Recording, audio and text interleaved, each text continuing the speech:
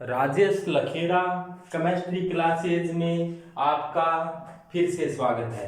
सबको राधा स्वामी।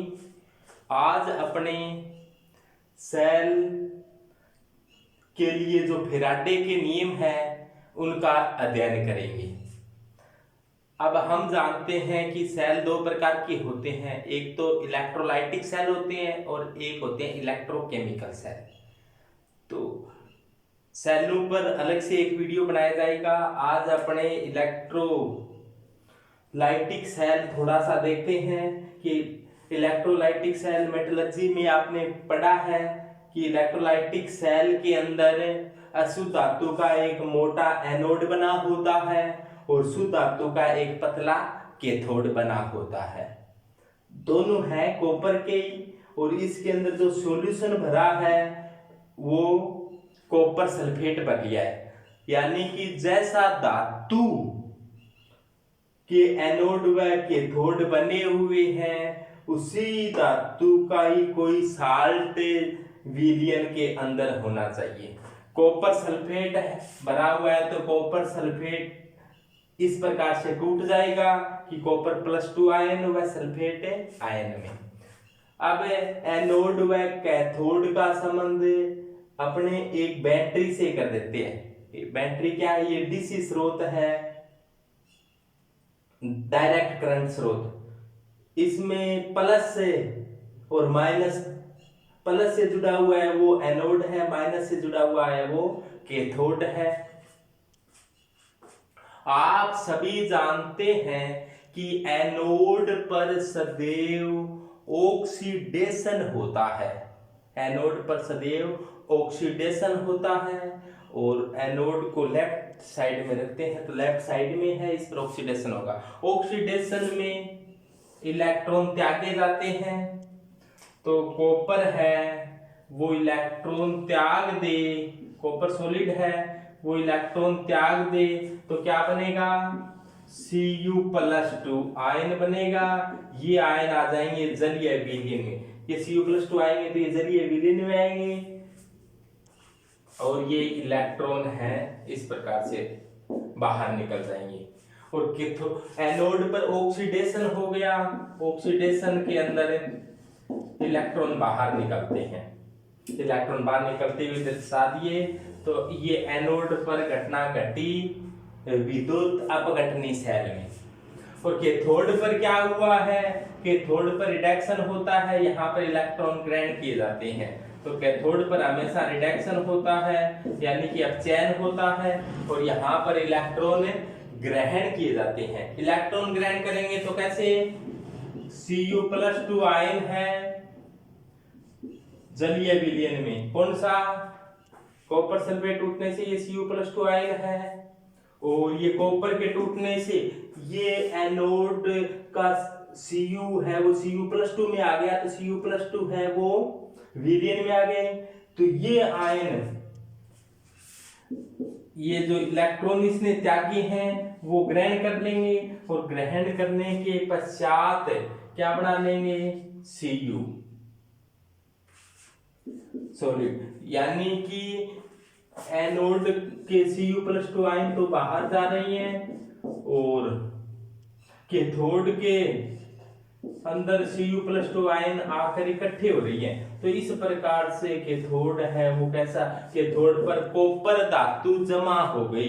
कैथोड पर बताओ कौन सी धातु जमा हो गई? कॉपर धातु जमा हो गई। मान लिया ये कितनी हो गई कि मान लिया कि ये W ग्राम धातु जमा हो गई। कितनी हो गई?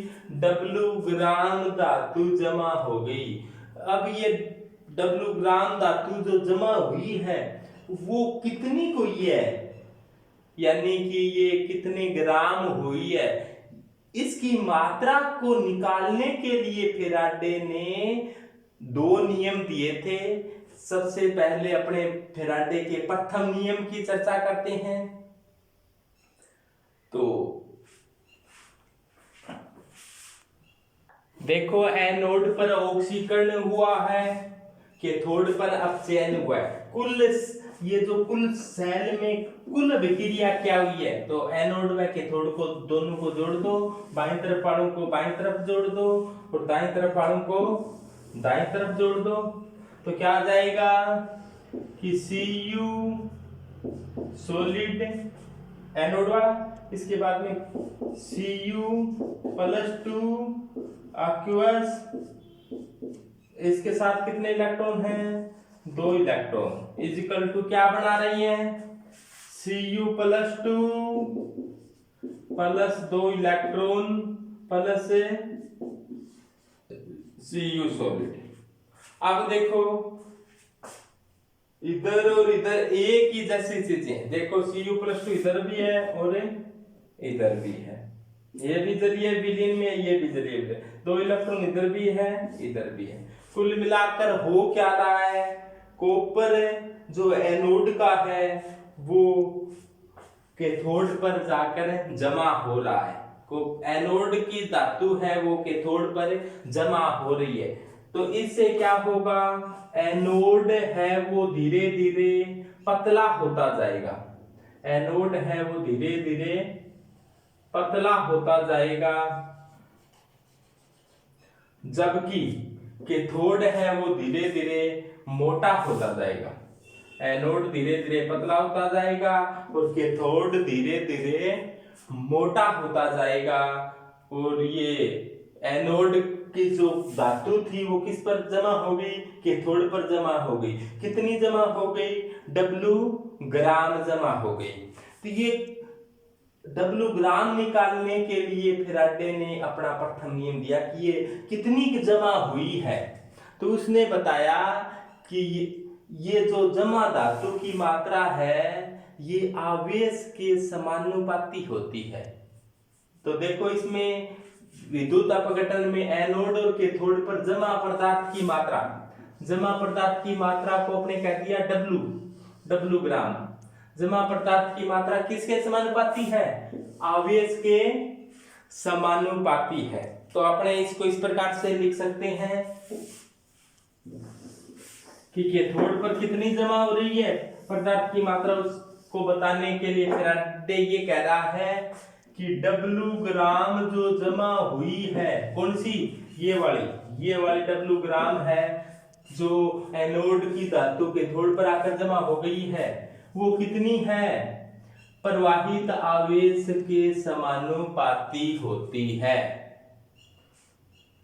यहां पर तो धातुओं का जिक्र किया, हो सकता है कि किसी इलेक्ट्रोड पर गैस उत्पन्न हो रही हो सकता है कि एनोड पर भी उत्पन्न होती है, कई बार एनोड व कैथोड दोनों पर उत्पन्न हो सकती है, तो सभी में फैराडे के नियम से निकाला जा सकता है। तो आगे एग्जांपल लेंगे अपने, तो ये कह रही है कि W ग्राम किसके समानुपाती है, Q के, आवेश के समानुपाती है, चार्ज के समानुपाती है। कौन कहता है, फैराडे कहता है कि फैराडे के अनुसार किसी भी इलेक्ट्रोड पर जमा पदार्थ की मात्रा प्रवाहित आवेश के समानुपाती होता है।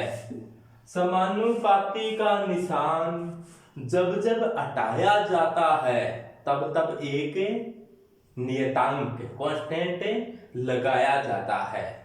दोबारा से बोले कि समानुपाती का निशान जब जब हटाया जाता है तब तब एक नियतांक लगाया जाता है। तो यहां पर एक नियतांक लगाते हैं कि W ग्राम इजिकल टू, बताओ याद आया क्या, यहां पर कौन सा नियतांक काम में लिया जाता है, शाबाश बताओ क्या होगा, Z।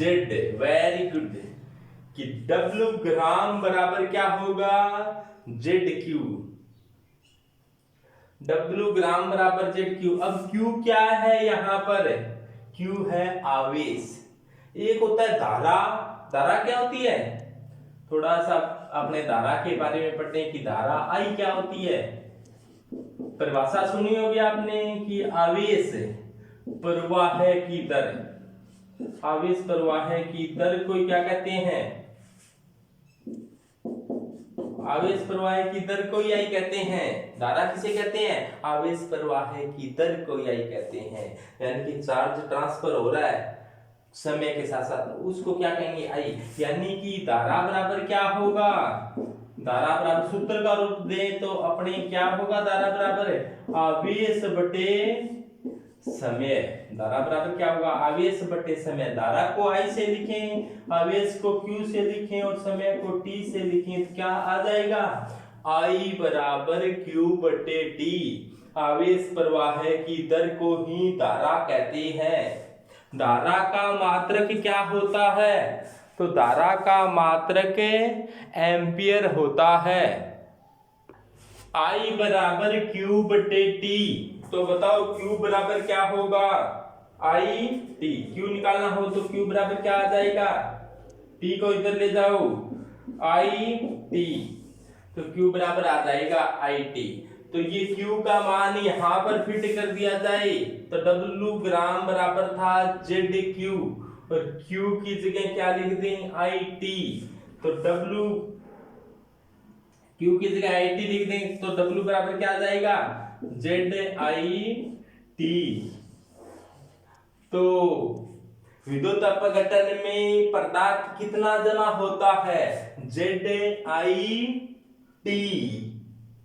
कौन IT? ZIT। ZI थी। कौन आई थी? कौन आई थी? ZI थी। कौन आई थी? ZI थी। यानी कितना धातु आया था? ZI थी। ZI थी। तो आप आसानी से इस सूत्र से कि यहां से कितना धातु इस पर जमा हो गया, कितना जमा हो गया? ZI थी। ZIT। इसको कई जिट नाम से बोलते हैं कि जिट, फटाफट कितना मटेरियल आया? जिट। अब जिट को ईट में बदलना चाहते हैं, जिट को ईट में बदलने के लिए क्या करेंगे? तो फेराडे ने बताया कि इलेक्ट्रोड पर जमा पदार्थ की मात्रा W ग्राम है, वो आवेश Q के समानुपाती होती है। आवेश चार्ज के समानुपाती होती है। समानुपाती का निशान जब जब हटाया जाता है तब तब एक नियतांक लगाया जाता है। यहाँ पर अपने नियतांक लगा दिया Z। Q की जगह IT लिख सकते हैं तो W बराबर ZIT लिख सकते हैं। और Z क्या है? Z है ECE। Z क्या चीज है? Z का नाम है ECE। किसी ECE। Z है ECE। अब ये ECE की फुल फॉर्म कि electrochemical equivalent. Electrochemical equivalent. Electrochemical equivalent का अर्थ है विद्युत रासायनिक तुल्यांक। इलेक्ट्रोकेमिकल इक्विवेलेंट का अर्थ विद्युत रासायनिक तुल्यांक।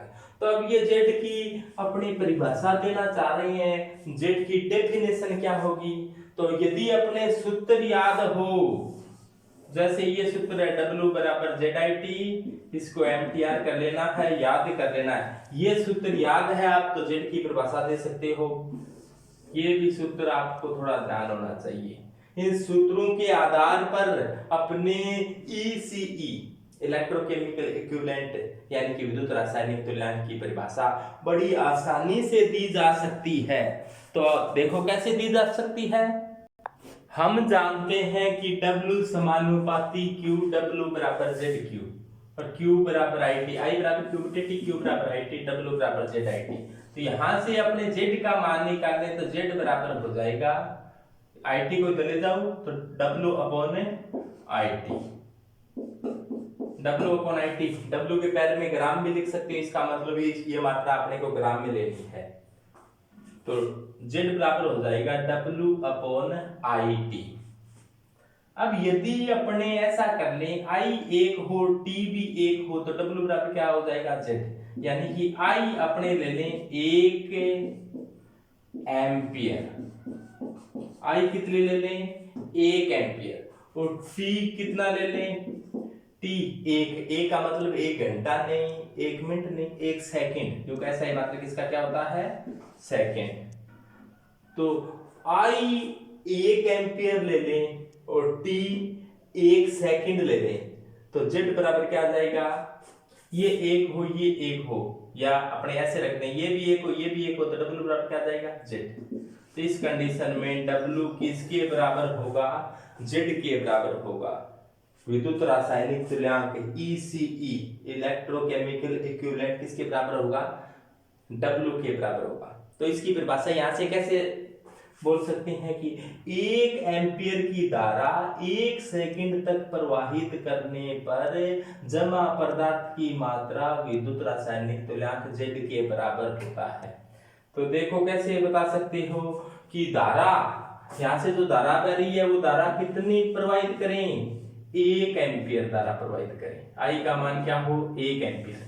1 एम्पियर धारा प्रवाहित करें, कितने समय तक प्रवाहित करें, टाइम कितना रखें, 1 सेकंड के लिए प्रवाहित करें। 1 एम्पियर धारा 1 सेकंड तक प्रवाहित करने पर कितना डब्ल्यू जमा हो गया, वो जो आएगा वो डब्ल्यू किसके बराबर होगा, जेड के बराबर होगा। यानी कि 1 एम्पियर की धारा 1 सेकंड तक प्रवाहित करने पर इलेक्ट्रोड पर जमा पदार्थ की मात्रा विद्युत रासायनिक तुल्यांक जेड के बराबर होती है। आगे बदल में बहुत ही सरल है कि W बराबर जेड आई टी होती है, ये एक लो ये एक लो, तो W बराबर क्या आ जाएगा, जेड।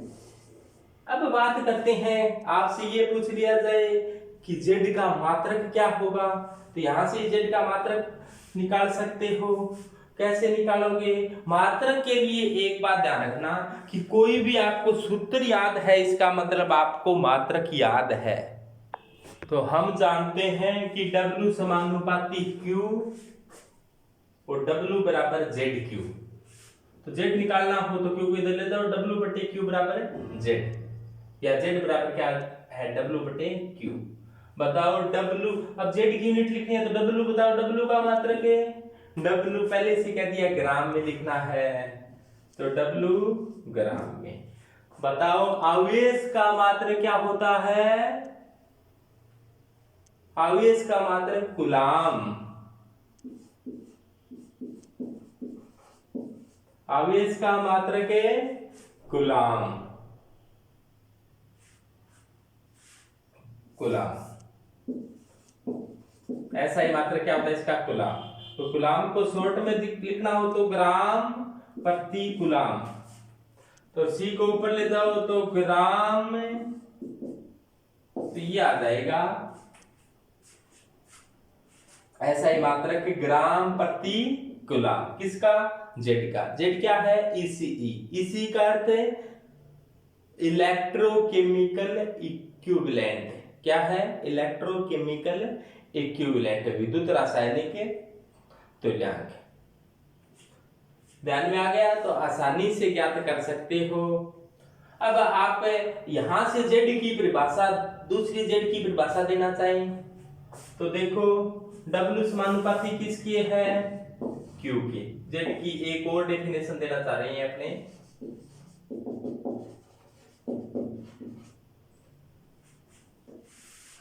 W समानुपाती Q समानुपाती का निशान हटाया और एक नियतांक लगा दिया। क्या नियतांक लगाया, Z।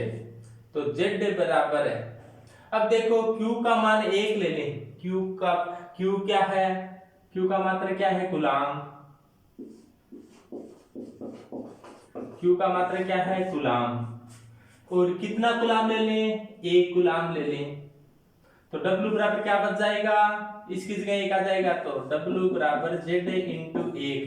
Q 1 कूलाम ले लें, 1 कूलाम आवेश ले लें, तो W बराबर क्या आ जाएगा, Z। तो W बराबर रह जाएगा Z। तो इसकी परिभाषा कैसे बोलेंगे कि 1 कूलाम आवेश प्रवाहित करने पर, अब की बार कितना आवेश प्रवाहित किया है, 1 कूलाम, 1 कूलाम आवेश प्रवाहित करने पर कैथोड पर जमा पदार्थ की मात्रा या किसी भी इलेक्ट्रोड पर जमा पदार्थ की मात्रा जेड के बराबर होती है। एक गुलाम आवेश प्रवाहित करने पर W समानुपाती Q, W बराबर जेड क्यू, क्यू की जगह एक ले लिया तो एक ले लिया, W बराबर जेड, यानी कि Q एक हो, यानी कि एक गुलाम आवेश हो तो W किसके बराबर होती है, जेड के बराबर। एक गुलाम आवेश प्रवाहित करने पर इलेक्ट्रोड पर जमा पदार्थ की मात्रा विद्युत रासायनिक तुल्यांक जेड के बराबर होती है, ECE के बराबर होती है। वैद्युत अपघटनी सेल का उपयोग धातु क्रम में भी किया जाता है कि अशुद्ध धातु को शुद्ध धातु में बदलना हो तो विद्युत अपघटनी सेल का उपयोग किया जाता है। कैसे, एक अशुद्ध धातु का मोटा एनोड ले लिया, शुद्ध धातु का पतला कैथोड ले लिया, विद्युत धारा प्रवाहित कर दी तो एनोड की धातु धीरे धीरे कैथोड पर जमा होती जाएगी, जिससे कैथोड है वो मोटा होता जाएगा, एनोड है पतला होता जाएगा। और एनोड की जो सुधियां है, एनोड अशुद्ध धातु का तो सुधियां धातु के पैंदे में इकट्ठी हो जाती है, जिसे एनोड मड या एनोड पंख कहा जाता है। इनको क्या कहा जाता है, अशुद्धियों को एनोड मड या एनोड पंख, एनोड मड या एनोड पंख कहा जाता है।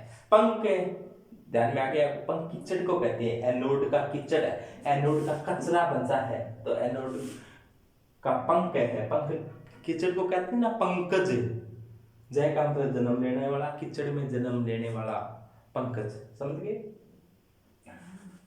तो ये धातु क्रम में भी काम आता है कि अशुद्ध धातु का, कई बार पूछ ले आपसे कि एनोड किस कौन सी धातु का, अशुद्ध धातु का, कैथोड कौन सी धातु का, शुद्ध धातु का, प्योर मेटल का कैथोड और अशुद्ध धातु का एनोड। यहाँ पर डीसी बैटरी लगाई जाती है ताकि विद्युत अपघटन हो। एसी स्रोत लगा देंगे तो विद्युत अपघटन नहीं होगा, क्योंकि आप जानते हैं एसी अल्टरनेट करंट एसी होती है, वो 50 बार एक सेकेंड में पॉजिटिव होती है, 50 बार नेगेटिव होती है, तो वहां पर विद्युत अपघटन की प्रक्रिया घटित नहीं होगी।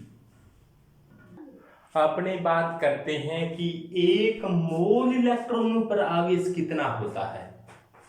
एक मोल इलेक्ट्रॉन का मतलब ये नहीं है कि एक इलेक्ट्रॉन, एक मोल इलेक्ट्रॉन का अर्थ है कि जैसे एक थैला भरकर, एक बैग भरकर इलेक्ट्रॉन, यानी कि एक मोल में संख्या आप सभी जानते हो, एक मोल में संख्या आवोगाड्रो संख्या के बराबर होती है।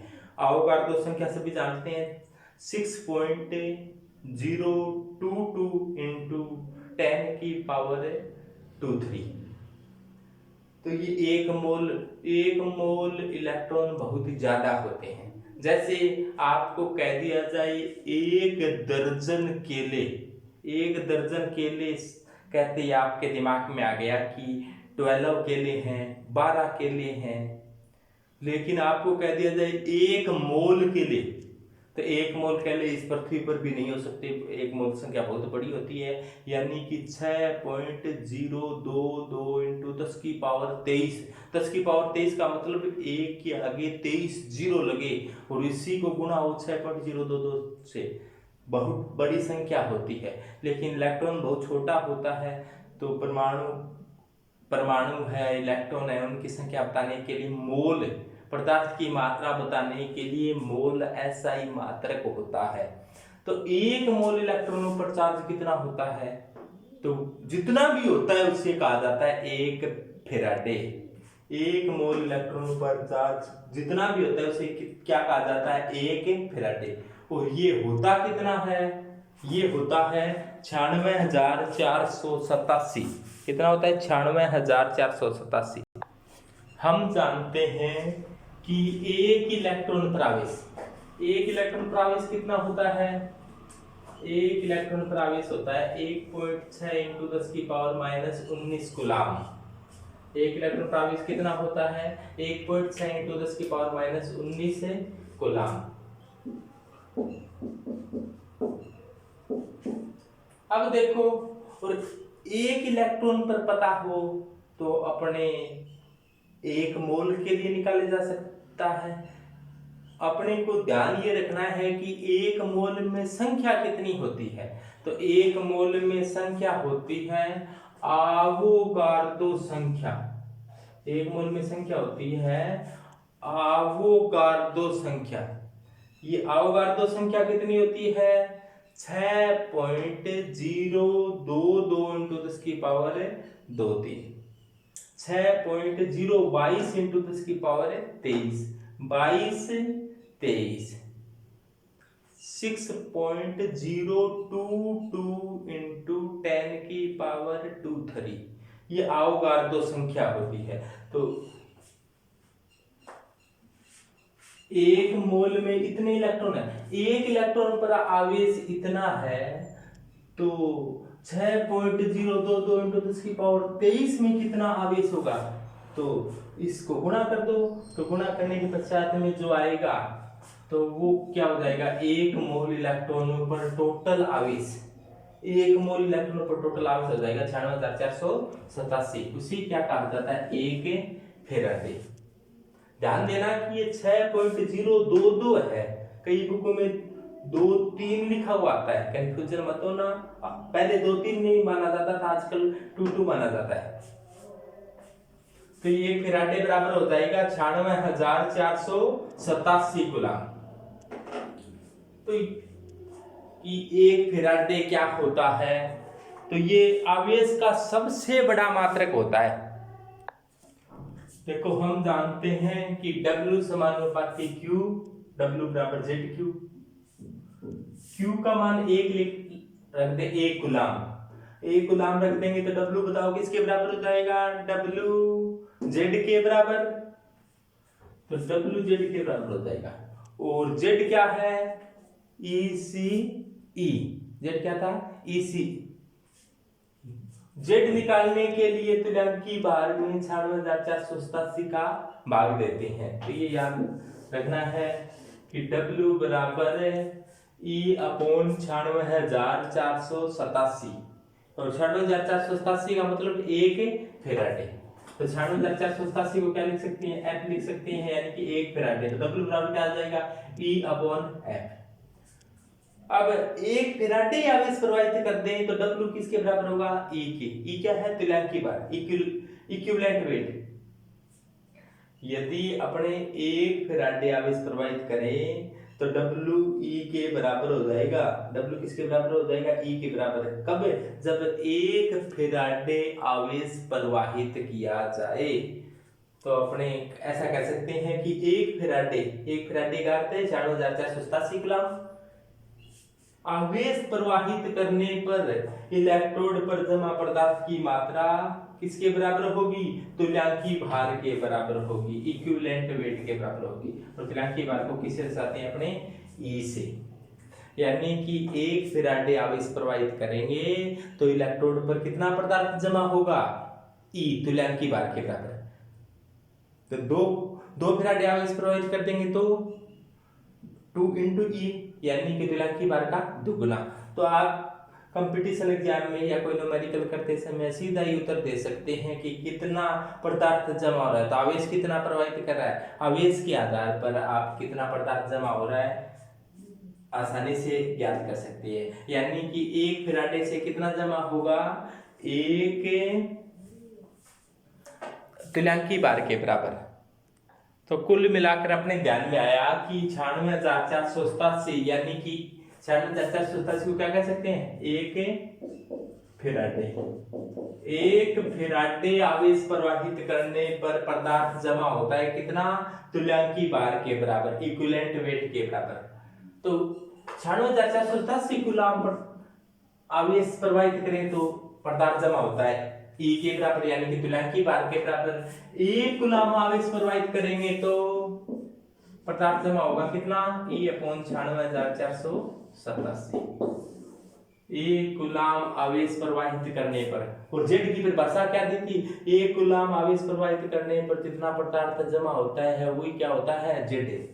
तो ध्यान में आई Z की परिभाषा। Z बराबर क्या था? E upon 96,487। तो ये ध्यान रखना कि Z की जगह आप कभी भी E अपॉन 96,487, E क्या है? तुल्यांकी भार। तो तुल्यांकी भार निकालना बहुत ही सरल काम होता है। तो तुल्यांकी भार कैसे निकालें? तो तो तुल्यांकी भार बराबर है अणुभार। कोई अणु हो तो अणुभार लेंगे, कोई परमाणु है तो उसका परमाणु भार लेंगे। तो जैसे मान लो कोई परमाणु है तो परमाणु भार में किसका भाग दे देंगे, संयोजकता का। परमाणु भार में किसका भाग दे देंगे, संयोजकता का। और सभी जगह संयोजकता अलग अलग जगह अलग अलग काम में दी जाती है, तो अपने सिंपल सूत्र ध्यान रखने के लिए संयोजकता गुणांक का भाग दे देते हैं वैलेंसी फैक्टर। तो E बराबर क्या हो जाएगा, m अपॉन वैलेंसी फैक्टर। तो आप इस प्रकार से ध्यान रख सकते हैं कि तुल्यांकी भार ज्ञात करना हो तो कोई भी परमाणु हो तो परमाणु भार में संयोजकता गुणांक का भाग दे देते हैं। कोई अणु हो तो अणु का अणु भार लेकर उसमें संयोजकता गुणांक का भाग दे दो। जैसे अलग अलग के मैं तुल्यांकी भार निकाल कर बताता हूँ। जैसे कोई अम्ल हो तो अम्ल की बेसिडिटी का भाग देते हैं। तो तुल्यांकी भार ज्ञात करने के लिए परमाणु भार या अणु भार में संयोजकता गुणांक का भाग दे दिया जाता है। जैसे मान लो कॉपर का तुल्यांकी भार ज्ञात करना है तो 2 का भाग दिया। 2 का क्यों भाग दिया, जैसे क्योंकि इलेक्ट्रॉनों का ट्रांसफर कितने का होता है, 2 का। ये कि कॉपर है वो कॉपर +2 में जाता है, तो यहाँ पर इलेक्ट्रॉन का ट्रांसफर कितने का हुआ, 2 का। जैसे मान लो कोई AlCl3 था, AlCl3 टूटा, किसमें टूटा, Al+3 में, प्लस है 3Cl-। यदि अपने तुल्यांकी भार AlCl3 का ज्ञात करेंगे कि तुल्यांकी भार किसका, AlCl3 का, तो क्या होगा, मोलिक्यूलर वेट अणु भार लेंगे। यहाँ पर अणु आ गया ना, तो अणु भार लेंगे किसका, AlCl3 का, और भाग कितने का देंगे, 3 का, क्योंकि वैसे यहाँ पर इलेक्ट्रॉन का स्थानांतरण कितने का हो रहा है, 3 का। तो तुल्यांकी भार ज्ञात करने के लिए अणु भार, अणु हो तो अणु भार, परमाणु हो तो परमाणु भार में संयोजकता गुणांक का, तो यहाँ पर कितनी संयोजकता है, 3, तो 3 का भाग दे देंगे। तो कोई अम्ल हो तो अम्ल की बेसिडिटी का भाग दिया जाता है। जैसे मान लो यहाँ पर, जैसे मान लो H2SO4 हो तो H2SO4 कैसे टूटता है, 2H प्लस SO4 -2, तो कितने इलेक्ट्रॉन का ट्रांसफर हुआ है, 2 इलेक्ट्रॉन इसने त्यागे, इसने ग्रहण किए, 2 का। तो तुल्यांकी भार ज्ञात करना है किसका, H2SO4 का, तो क्या लेना पड़ेगा अपने को, अणु भार किसका, H2SO4 का, इसमें कितने का भाग दे देंगे, 2 का। जैसे HCl का निकालना हो तो HCl कैसे टूटेगा, H+ और प्लस से Cl-। तो इस HCl का तुल्यांकी भार ज्ञात करेंगे तो अणु भार किसका लेंगे, HCl का, भाग कितने का देंगे, 1 का। तो तुल्यांकी भार और अणु भार बराबर भी हो सकते हैं यदि संयोजकता गुणांक 1 हो। तो अब ये संयोजकता गुणांक होता क्या है, एसिड की बेसिसिटी, यानी कोई भी अम्ल कितने हाइड्रोजन दान करता है उसका भाग देंगे। कोई बेस है तो बेस की एसिडिटी, जैसे कोई बेस है, आर्सेनिक बेस है तो कितनी OH दान करता है उसका भाग देंगे। कोई साल्ट है, कोई लवण है तो चार्ज ऑन केटाइन प्लस वाला चार्ज कितना है वो देख ले। एक ही बात है, माइनस वाला देख लो, प्लस वाला, फिर आपके माइनस वाला देखोगे तो मन करने लग जाएगा कि 3 का भाग दें या -3 का भाग दें, कई बार ऐसा हो जाता है। तो चार्ज ऑन केटाइन, कोई भी रिडॉक्स रिएक्शन है तो वहां पर इलेक्ट्रॉनों का ट्रांसफर कितने इलेक्ट्रॉनों का ट्रांसफर हुआ है वो दे देंगे। तो कुल मिलाकर तुल्यांकी भार ज्ञात करने के लिए परमाणु भार है तो परमाणु भार में संयोजकता गुणांक का भाग देते हैं। कोई अणु है तो अणु भार में संयोजकता गुणांक का भाग दे देंगे। मॉलिक्यूलर वेट, एटॉमिक वेट में वैलेंसी फैक्टर, VF संयोजकता गुणांक का मतलब वैलेंसी फैक्टर। तो और ये बीच बीच में आते जाएंगे तब आपको बताते जाएंगे। तो ये अपने फेराडे के नियम पर 1-2 नंबर, तो फेराडे के नियम पर आधारित एक क्वेश्चन हल करते हैं कि AlCl3 के सॉल्यूशन में 3 कूलम आवेश प्रवाहित करने पर कितना कैथोड पर एल्यूमिनियम जमा होगा।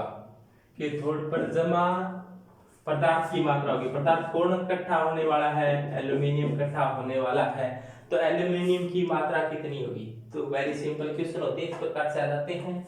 तो आप जानते हो W समानुपाती क्या है? Q, और W बराबर है ZQ। Q की जगह क्या लिख सकते हैं? IT, तो W बराबर क्या आ जाएगा? ZIT, और Z की जगह क्या लिख सकते हैं?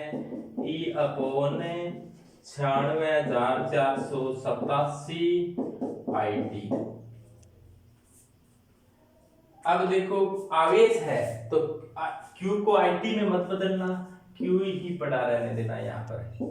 तो W बराबर क्या आ जाएगा? EQ upon 96,487। E क्या है? तुल्यांकी बार। कौन जमा हो रहा है? एल्यूमिनियम। एल्यूमिनियम कितना जमा होगा? एल्यूमिनियम का तुल्यांकी बार। आवेश कितना है उसमें? 96,487। कई लगभग निकालने के लिए 96,500, लेकिन आजकल लगभग वाला चलता नहीं, 96,487 लिखना जहां तक संभव हो। या प्रश्न में आपको ऐसे कह दे कि 96,487 को 96,500 मान लो, तब तो 96,500 रखना बाकी है। अब देखो AlCl3 कैसे टूटेगा? Al + 3 + 3Cl-। तो एल्यूमिनियम पर चार्ज कितना?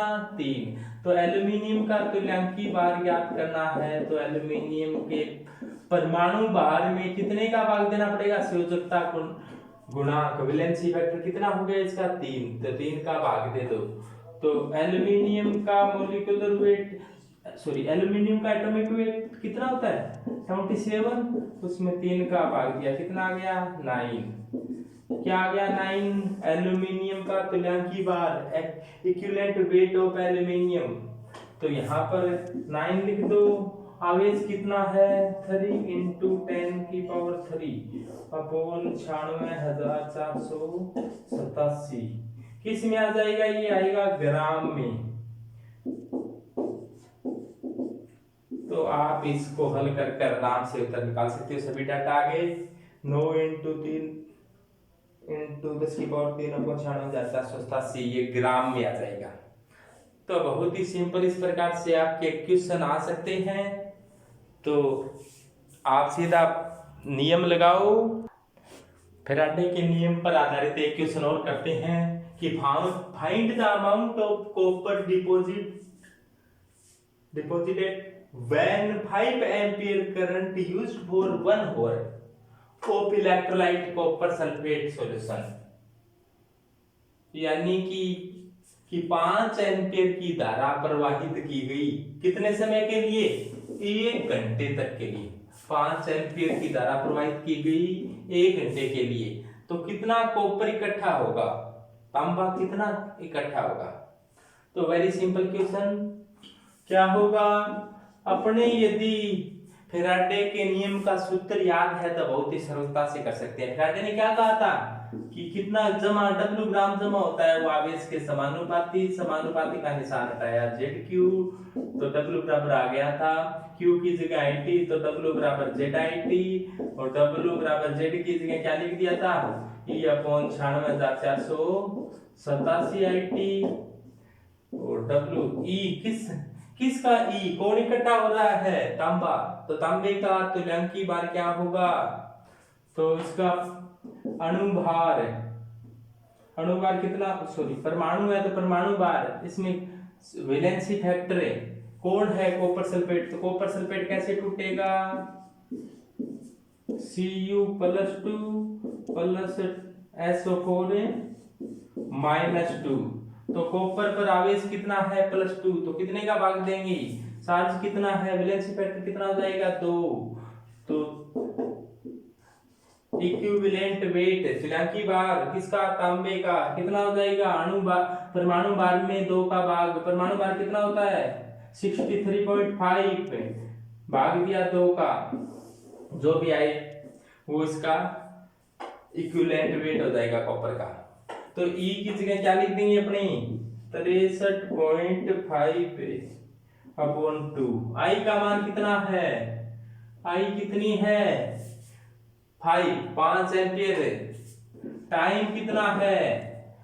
1 ओवर 1 घंटा। लेकिन ध्यान देना कि टाइम का ऐसा ही मात्र क्या है, सेकंड। तो 1 घंटा के अंदर कितने मिनट होते हैं, 60 मिनट। 1 मिनट में कितने सेकंड, 60 सेकंड। तो ये 1 घंटा में टोटल सेकंड हो गए। EIT अपॉन कितने का भाग देना है, 96,487। तो ये हल कर देंगे तो किस में आएगा, कौन से मात्रक में आएगा, ग्राम में। तो आसानी से, तो ये फैराडे का प्रथम नियम है। और एग्जाम में फैराडे के प्रथम नियम से आधारित क्वेश्चन पूछे जाते हैं ज्यादातर। एग्जाम में फैराडे से प्रथम नियम पर आधारित क्वेश्चन पूछे जाते हैं। तो आपको सिंपल सूत्र लगाना है। सूत्र लगाते ही आप आसानी से क्वेश्चन हल कर सकेंगे। न्यूमेरिकलों में सूत्र कैसे लगाया जाता है, थोड़ा सा आपको सबसे पहले आप लिख लिया करो क्या दिया गया है, तो और उसके आधार पर उस सूत्र को इस प्रकार से व्यवस्थित करो। जैसे मान लो फैराडे का पहला नियम है कि फैराडे का पहला नियम अपने को पता लगे, W समानुपाती Q, W बराबर ZQ। Q की जगह Q आवेश है, तो आवेश प्रवाही दर को धारा कहते हैं। I बराबर Q तो Q बराबर IT, तो W बराबर ZIT। और Z की जगह E अपॉन 96,487 लिख सकते हैं, तो W बराबर EIT अपॉन 96,487। और E तुल्यांकी बार है, तुल्यांकी बार कैसे निकालें, अणु है तो अणु बार, और परमाणु के रूप में है तो परमाणु भाग में किसका भाग देते हैं, वैलेंसी फैक्टर का। तो वैलेंसी फैक्टर का भाग दे दिया, M अपॉन VF तुल्यांकी बार E के बराबर हो जाएगा। अब देखो ये W ग्राम में M को इधर ले गई, तो W अपॉन M बराबर इधर क्या रह गया, IT अपॉन VF इंटू 96,487। और W अपॉन M, W क्या है, ग्रामों में भार, M क्या है, अणु भार। ग्रामों में भार अपॉन अणु भार, ग्राम में वेट दिया है, उसमें मोलिकुलर वेट का भाग दे दें तो क्या आ जाता है, मोलों की संख्या। तो ये क्या है, नंबर ऑफ मोल्स, मोलों की संख्या N। तो N बराबर क्या जाएगा, IT अपॉन VF इंटू 96,487। तो यानी कि डिपॉजिट पदार्थ की मात्रा ज्ञात करे थे। आपको ऐसे पूछ लिया जाए मोलों की संख्या कितनी होगी, यानी कि कितने मोल इकट्ठे हो रही हैं, तो आप पहले M को इधर ले जाओ। तो अपने को पदार्थ की मात्रा ज्ञात करने के बाद में फिर अणुभार का दोबारा भाग देंगे, पहले गुणा करेंगे फिर भाग देंगे, तो ये मामला लंबा हो जाता है। तो ये बहुत ही सरल है कि मोलों की संख्या ज्ञात कर सकते हो। एक आप देख रहे हो कि मोलों की संख्या है वो वैलेंसी फैक्टर के उल्टा है, N समानुपाती 1 अपॉन वैलेंसी फैक्टर। यानी कि जमा पदार्थ के मोल है वो वैलेंसी फैक्टर के व्युत्क्रमानुपाती है।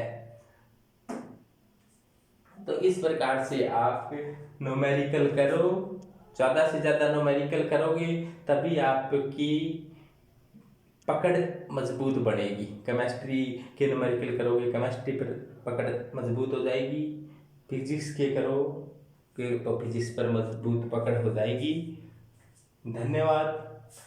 फैराडे का द्वितीय नियम के लिए एक अलग से वीडियो नई जारी कर देंगे। तो फैराडे का प्रथम नियम हो गया, तो अपने